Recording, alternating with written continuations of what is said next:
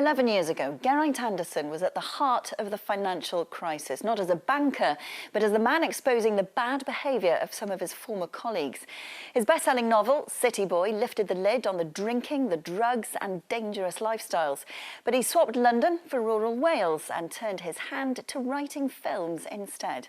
Our arts and media correspondent Hugh Thomas went to meet him.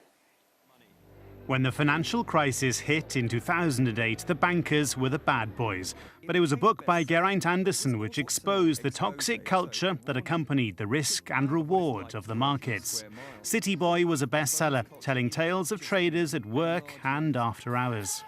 The booze is flowing as traders celebrate another rich harvest. 6 or even 7-figure sums are being dished out. It feels like a lifetime ago for Geraint, who has settled in rural Monmouthshire, counting chickens and writing film scripts. I was single, living in London, just stopped working as a banker. Now I'm married, 2 kids, 2 dogs, 9 chickens. If I'd stayed in London, I think that particular path I was going down could have been a bit dangerous for me. I was having a bit too much fun, to be honest. Is there a problem, officer? Repeat. This is his focus now, a film he's written and produced and which comes out at the weekend. It's about a man in a midlife crisis, fending off depression and struggling to ditch his days as a gangster. The robber must suffer.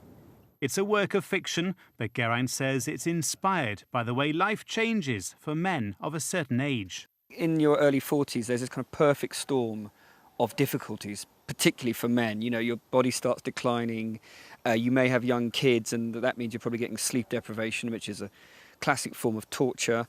Your job might be getting a bit stressful, parents might be on their last legs or die. You know, it's just suddenly there is this real problematic time for men. There's not a day goes by I don't think about getting on a plane and heading off to Rio. In the film, this leads to high drama, and it's already been well received at a film festival in Spain ahead of its release this week. But with a low budget, Geraint called on friends to star among the cast, and he even turned to his former city colleagues for cash. Initially, when I went, I was treated slightly with some sort of suspicion, because I had just written this book, Cityboy, all about what a bunch of not overly pleasant people they are.